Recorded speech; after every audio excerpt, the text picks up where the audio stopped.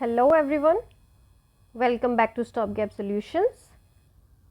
This will be the today's current affairs जिसमें हम 15 और 16 जून का current affair कवर करेंगे in our series for daily current affairs. So इसमें हमारा first news है Iran-Israel conflict escalates. So as we know, Iran and Israel has both launched operations on each other. Iran ने launch किया है operation true promise 3 in retaliation against Israel Operation Rising Lion, which had targeted key Iranian military and nuclear infrastructure. ठीक है, historical reasons क्या हैं Iran Israel conflict के? Post 1979 जब Iranian revolution हुआ था तो Iran turned into an Islamic republic state जिसने एंटी इजराइल स्टांस ले लिया, a hard anti Israel stance. सोचने का बात है, before 1979 revolution both Iran and Israel were the allies to each other. Now Iran का nuclear program viewed as existential threat by Israel. So the Israel as well as the western Nations like US वो हमेशा ये मानते रहे कि Iran के पास में nuclear facilities develop नहीं होना चाहिए. International Atomic Energy Agency had earlier reported that Iran had enriched uranium to 60%. Now contrary Iran अपने यूरेनियम के थ्रू अपना न्यूक्लियर प्रोग्राम को इस्टेब्लिश करते जा रहा है according to international atomic energy agency in breach of its obligation under non proliferation treaty. Also the US and the major western powers have been unable to finalise a nuclear deal with Iran. तो the main problem is कि कोई deal नहीं हो पा रहा है along with the western Nations and Iran. दूसरा, Iran support करता है Hezbollah in Lebanon and Hamas in Gaza जो एक्ट करते हैं अगेंस्ट इजराइल. तो एक तरीके से Iran is already in a proxy war with Israel. ठीक है, ये आपका अगर आप मैप में देखना चाहें, this is your Israel and here right here is your Iran. अब इम्प्लीकेशंस क्या क्या होने वाले हैं ऑफ दिस कॉन्फ्लिक्ट. सबसे पहले रीजनल इंस्टेबिलिटी होगा, स्पिल ओवर इफेक्ट, इन्वॉल्वमेंट हो जाएगा लेबनान और गाजा का if the condition persist. Disruption in global trade, shipping will be affected in the strait of Hormuz and Red Sea. Energy security में problem आएगा, जैसे India imports majority of its crude oil requirements through strait of Hormuz route. Connectivity में problem होगा, जो ships हैं aeroplane से उनको longer root लेना पड़ेगा. कुछ प्रोजेक्ट भी इफेक्टेड हो जाएंगे like India middle east east Europe economic corridor and international north south transport corridor. India specific problem ये है कि we may compromise operation on Chabahar port, balancing diplomatic relation between Israel and Iran. See we हमारे जो comfort है वो इसी में है कि इजराइल और ईरान दोनों के बीच में कोई कॉन्फ्लिक्ट ना हो because we have friendly relations with both the nations. But अगर ऐसा होता है तो हमारे लिए एक मेन प्रॉब्लम आ जाएगा operations on the Chabahar port. ठीक है, next news in this, RBI has granted non banking finance company NBFC licence to Flipkart. Now currently e commerce platform offer loans in tie up with the banks and NBFC. अब Flipkart भी आपको directly जो customers हैं and sellers हैं उनके platform पे loan दे पाएगा through it's fintech app. उसका नाम है super.money. एनबीएफसी होता क्या है? It's a company registered under company act 1956 और 2013. प्रिंसिपल बिजनेस इसके होते हैं loans, advances, acquisition of share, stock, bonds, debentures, securities issued by government और लोकल अथॉरिटी और other marketable securities like nature, leasing, hire purchase. इसमें क्या क्या include नहीं होता है? Agriculture activity, industrial activity, purchase और sale of any goods other than securities और providing any services and sale, purchase, construction of immovable property. ये सब आपका इन्वॉल्व नहीं होगा. Working and operation of NBFCs are regulated by RBI itself within the framework of RBI Act 1934. अब significance क्या है NBFC का? Why RBI decided to do this? Because in 2023, the contribution of NBFCs to India's gross domestic product stood at 12.60%. That is a huge. Lending market share of NBFC in consumer durables stood nearly 61% in 2023. They have significantly outpaced commercial banks in credit growth during fiscal year, according to Boston Consulting Group. Difference क्या होता है banks और NBFC में? NBFC आपके demand deposit accept नहीं कर सकते. NBFC do not form part of the payment and settlement system and can not issue cheques drawn on itself. Deposit insurance facility of Deposit Insurance and Credit Guarantee Corporation is also not available to the depositors of deposit taking from NBFCs. तो ये कुछ चीज़ें हैं जो banks और NBFC को differ करती हैं. ठीक है. Next is preventive detention can not be substitute for bail cancellation. Supreme Court ने ये स्पेसिफाई किया है. So in Dhanya M versus State of Kerala and other judgments, Supreme Court aside the preventive detention under the Kerala Anti-Social Activities Prevention Act 2007. The judgment by Supreme Court underscored the difference between. अब basically Supreme Court ने कहा क्या है कि there is a difference. Public order अलग होता है और law and order अलग होता है. Citing S.K. Nazneen versus State of Telangana 2023 as well as Nenavath Bujji versus State of Telangana in 2024. So the distinction between the areas of law and order and public order is one of decree and extend to the reach of the act in question on the society. The detention order was not justified as it was dealing with law and order situation and not in a public order situation. होता क्या है, preventive detention में आप किसी को जाके detain कर सकते हैं अगर वो प्रॉब्लमेटिक है on the ground of public order, not on the ground of law and order. ठीक है. About preventive detention, constitutional provision article 22 clause 3 allows the authorities to detain individuals for preventive reasons such as the maintenance of public order or national security. अब इसके अंदर constitutional safeguards क्या मिला हुआ है? No preventive detention law should authorise the detention beyond 3 month. 3 महीने के ऊपर कोई भी आपको प्रिवेंटिव डिटेन करके नहीं रख सकता unless an advisory board approves it. एक एडवाइजरी बोर्ड कॉन्स्टिट्यूट होता है, अगर वो अप्रूव कर देते हैं तो आपको 3 महीने से ऊपर प्रिवेंटिव डिटेंशन में डिटेन किया जा सकता है, otherwise not. Grounds for preventive detention shall be communicated earliest. सबसे पहले आपको बताना है कि आप उसको प्रिवेंटिव डिटेंशन के लिए क्यों ले जा रहे हैं. Provide the earliest opportunity for making a representation, और जितना जल्दी हो सके आपको उन्हें रिप्रेजेंट करना है.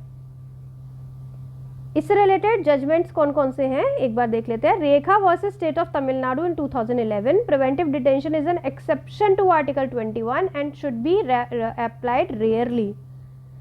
प्रिवेंटिव डिटेंशन क्या है? आर्टिकल 21 का एक्सेप्शन है, इसीलिए उसको हमें कभी कभी यूज करना है, रेयरली यूज करना है, उसको एक रेगुलर एक्सरसाइज नहीं बनाना है.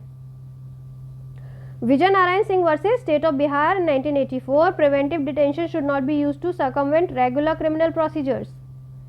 अब क्योंकि प्रिवेंटिव डिटेंशन का रीजन जो बेसिस है वही पब्लिक ऑर्डर या नेशनल सिक्योरिटी है, तो ऐसा नहीं कि कोई भी लॉ एंड ऑर्डर सिचुएशन आ रहा है और आप उसमें प्रिवेंटिव डिटेंशन लगा दे रहे हैं. Ichchhu Devi versus union of India 1980, the burden of justifying such detention is on the detaining authority. Now अब ये प्रूव करना है कि हम जो प्रिवेंटिव डिटेंशन लगाया है इसका बर्डन किस पे है? उस पर्सन पे नहीं है, डिटेनिंग अथॉरिटी पे है. आपको प्रूव करना है कि आपने पब्लिक ऑर्डर के बेस पे लगाया है, नेशनल सिक्योरिटी के बेस पे लगाया है. A.K. Gopalan versus State of Madras in 1950. The Supreme Court upheld the constitutional validity of the Preventive Detention Act 1950. ठीक है. नेक्स्ट टॉपिक है step and shoot spot scanning proton arc therapy, जिसको हम spark भी बोलते हैं, use to treat an adenoid cystic carcinoma ACC. So for the first time spark has been used to treat an ACC. ACC है क्या? Is a relatively rare form of cancer that most commonly ये salivary glands और head and neck के region के आसपास ये cancer develop होता है. It's rare in nature. So about spark, it's a kind of advanced radiation therapy technique. Radiation therapy kills cancer cells or slows their growth by damaging their DNA. It works by targeting tumors with protons while sparing surrounding tissue. Proton is a sub atomic particle with a positive electrical charge. Methodology इसकी क्या है? Based on computer program that scans all possible spots and energy layers where the proton beams could be delivered. जहाँ जहाँ पे proton beams को हम deliver कर सकते हैं, पहले उसको आइडेंटिफाई किया जाता है through a computer program. An energy layer is a slice of tissue that receives proton beams of a specific energy. Benefit क्या है इसका? Improves the quality of radiation dose planning for various cancers like head and neck, brain, etc. For instance, the SPARC method reduced radiation delivered to the brainstem by 10% and spinal canal by 90% over single field optimization intensity modulated protein therapy. अब आपको करना क्या है? Science and take में ये term आ सकते हैं SFOIMPT करके, तो ये आपको पता होना चाहिए कि किससे रिलेटेड है। स्पार्क ये किससे रिलेटेड है, that's it. Other ways for treating cancer, कुछ अलग अलग तरीके भी होते हैं जिससे जो ट्रेडिशनल वेज होते हैं जिससे हम ट्रीट करते हैं कैंसर को। One of them is chemotherapy, a type of cancer treatment that uses drugs to kill cancer cells. Immunotherapy, a type of cancer treatment that uses the body's own immune system to fight cancer, जिसमें CAR T cell therapy uses genetically modified T cells, and stem cell transplant. Stem cell transplants are most often used to treat people with cancer that affect blood cells, जैसे कि leukaemia हो गया, lymphoma हो गया। Okay, next topic is India's wind energy capacity rises over 10.5% to 51.5 gigawatt from May 2024. Union Minister for New and Renewable Energy stated that on the occasion of Global Wind Day, जो कब हम celebrate करते हैं 15th जून को, India's total renewable energy capacity grew 17.13% year on year to 26.74 gigawatts. Of the total solar power का capacity expand हुआ है हमारा 31.49%। अब ग्लोबल स्टेटस क्या है हमारा विंड एनर्जी में? India has fourth largest wind power install capacity and third largest renewable energy producer in the world. Wind power में फोर्थ लार्जेस्ट है एंड रिन्यूएबल एनर्जी प्रोड्यूसर में थर्ड लार्जेस्ट है। 2014 में हमारा कैपेसिटी था 21.04 with increase in 15.1.5 in May 2025। Role in renewable energy क्या है? Wind power is the second largest contributor. Highest potential states है हमारी गुजरात, महाराष्ट्र, कर्नाटक, तमिलनाडु एंड आंध्र प्रदेश, जिसमें हम सबसे ज्यादा इसको यूटिलाइज कर सकते हैं। गवर्नमेंट के इनिशिएटिव्स क्या है विंड एनर्जी से? Centralise data collection and coordination wind initiative, national wind solar hybrid policy जो आया था हमारा 2018 में, Viability Gap Funding Scheme for Offshore Wind Energy Project which came in 2015. Others में हमारे हैं Green Energy Open Access Rule 2022, Renewable Energy Purchase Obligation RPO and others. Now ये थे सारे इनिशिएटिव जो हमारे गवर्नमेंट ने लिए हैं। इशू क्या आता है विंड पावर को हार्नेस करने में? इंफ्रास्ट्रक्चर का लिमिटेशन है, can cause grid instability, adequate transmission infrastructure, lack of mechanism of power evacuation. Economic factors, minimum project size ही बहुत बड़ा होता है इसका, इन्वेस्टमेंट कॉस्ट बहुत ज़्यादा है, फाइनेंशियल रिस्क भी बहुत ज़्यादा है। टेक्निकल चैलेंजेस है, complex installation and commissioning, transportation of equipment in remote areas and maintenance and operations. ठीक है, ये छोटे छोटे भी कुछ और न्यूज़ में है, ये देख लेते हैं। क्या comptroller and auditor general of India CAG has set up a separate unit for auditing public sector undertakings run by various state governments. Appointment CAG का होता है under Article 148 of Indian Constitution by President of India. Not eligible for reappointment, कोई दोबारा reappointment नहीं होगी central में ना ही state government में। एक्सटेंट इनकी ड्यूटीज़ के लिस्टेड हैं duties powers and conditions of service act 1971 में। टेन्योर इनका रहेगा 6 years या 65 years as which ever is earlier. Removed by president on the same grounds in the same manner as the जज of the supreme court. इनके बारे में थोड़ी सी अदर डिटेल्स हैं। Duty of CAG arises only after the expenditure has been incurred, पहले नहीं आएंगे हम, जब एक्सपेंडिचर हो चुका होगा उसको फिर हम ऑडिट करेंगे। CAG reports on the execution of projects or program by the ministers are discussed by the Public Accounts Committee. Information from CAG reports can be used by investigating agencies to press charges in the court of law. See expenditure जब हो रहा होगा तब CAG का role कुछ नहीं होता है, जब पूरा एक्सपेंडिचर हो चुका होता है, जब उसका रिपोर्ट बनाना होता है, ऑडिटिंग करनी होती है, तब कैग का रोल होता है. और कैग का जो रिपोर्ट्स होते हैं जो डिस्कस किए जाते हैं पब्लिक अकाउंट्स कमेटी के थ्रू, एंड उनको आप यूज़ कर सकते हैं as the investigating by the investigating agencies to press charges in the court of law अगर आपको कोई गड़बड़ मिलता है तो. Alright, next is DNA profiling. Authorities at the Ahmedabad Civil Hospital are identifying victims of the Air India flight A171. AI-171 जो crash हुआ था अभी, उसमें डीएनए प्रोफाइलिंग के थ्रू हमारी अथॉरिटीज़ फाइंड करने का कोशिश कर रही हैं डेड बॉडीज़ की आइडेंटिफिकेशंस को. ये एक टेक्निक होता है use to identify individual by analysing unique pattern in their DNA. अब इसके कुछ कुछ की मेथड्स होते हैं. Short tandem repeat, examine short repeating DNA sequence in the nucleus. Mitochondrial DNA uses if nuclear DNA is degraded. तो mitochondria में जो आपका डीएनए होता है उससे आपको आइडेंटिफाई किया जाता है मैटरनल रिलेटिव्स के साथ. Y chromosome, focus on STRs on the Y chromosome inherited father to son, क्योंकि वाई क्रोमोसोम आपका फादर से ही आता है. Next is single nucleotide polymorphism use for highly degraded DNA. ठीक है, ये कुछ मेथड्स होते हैं, आप ये याद रख सकते हैं कि ये मेथड्स के नाम है, किसमें यूज होता है. Next is directorate general of civil aviation. DGCA ने ऑर्डर दिया है for extended surveillance of the 34 Boeing 787 planes which are currently present in Indian aircraft. ये रिस्पॉन्सिबल है for regulation of air transport services to from within India and for enforcement of civil air regulations, air safety and airworthiness standards. Ministry, it is an attached office of the ministry of civil aviation. ये coordinate करते हैं all regulatory function with international civil aviation organisation. अब ICAO क्या है? It's a united nation agency which has 193 countries to cooperate together and share their skies to the mutual benefit. इसके headquarter हमारे New Delhi में. Okay, next is SDG 4 score card progress report on national benchmarks. ये release किया आपका UNESCO के global education monitoring team ने. It assesses how countries are performing against their own specific targets for various education indicators. SDG 4 है क्या? Ensure inclusive and equitable quality education and promote lifelong learning opportunities for all. अब इसके findings क्या क्या निकले हैं? The global out of school population is now estimated to be 272 million, over 21 million more than the last estimate.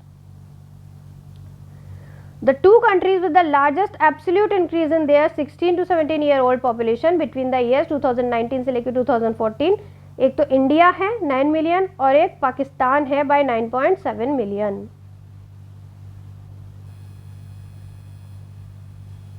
ठीक है, next हमारा topic है world test championship.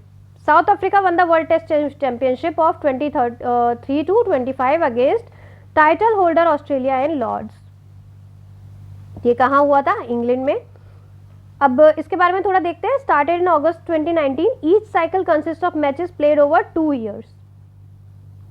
Top 9 rank team है हमारे MRF tyres ICC test team ranking qualify for the WTC. Each series consist of a minimum of 2 test and a maximum of 5 test.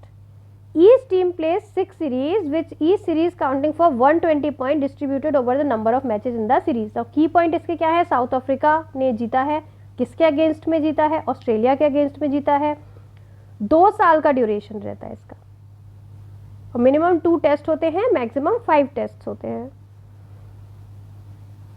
ठीक है, now UNOC3, the third United Nations Ocean Conference concluded with the adoption of 9 Ocean Action Plan.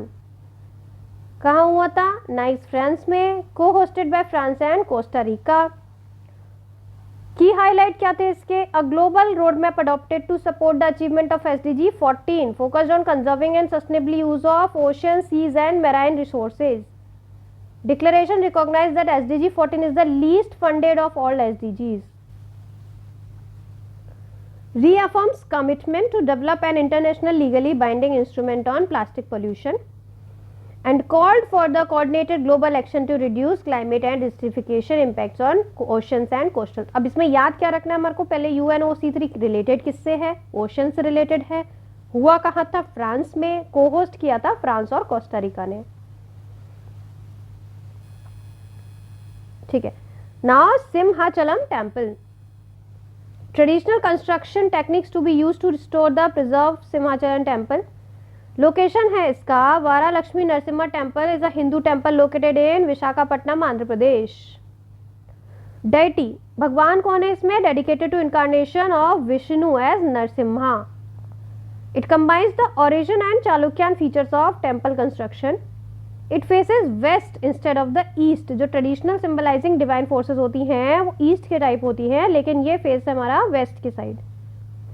Exact as इसका नहीं पता है, but has an inscription from AD 1098-99 और during the reign of Chola king Kulottunga I। Now this becomes important, आप इसके बारे में थोड़ा सा पढ़ लेना। Next topic is Naksha. Second phase of Naksha training begins at 4 national centres of excellence. Naksha है क्या, national geospatial knowledge based land survey of urban habitations. 1 year का पायलट प्रोग्राम होता है under the digital India land records modernisation programme. Ministry है rural development. Objective है to revolutionise urban land records across 157 urban local bodies in 27 states and 3 union territories. uses advanced aerial and on ground survey methods to create a detailed GIS based digital map of urban land parcel। नक्श क्या है, किससे related है, ये याद रखना है। Okay, last topic for today is Cyprus capital Nicosia. क्यों न्यूज में है, क्योंकि हमारे prime minister of India visited the Cyprus. Political features, an island country in eastern Mediterranean sea, ये है आपका यहाँ पे। मेंबर है यूरोपियन यूनियन का। नेबर्स में इसके आता है टर्की नॉर्थ में है, सीरिया ईस्ट में है, लेबनान आपका साउथ ईस्ट में है। थर्ड लार्जेस्ट आइलैंड है मेडिटेरेनियन सी का after Sicily and Sardinia. Mountain range Kyrenia and Troodos mountains. Highest point है इसका माउंट ओलंपस। सो ये हमारा आज का लास्ट टॉपिक था। Next we'll see in the next video जिसमें हम डेली करंट अफेयर्स लेके आएंगे। Till then take care, bye bye, God bless you all.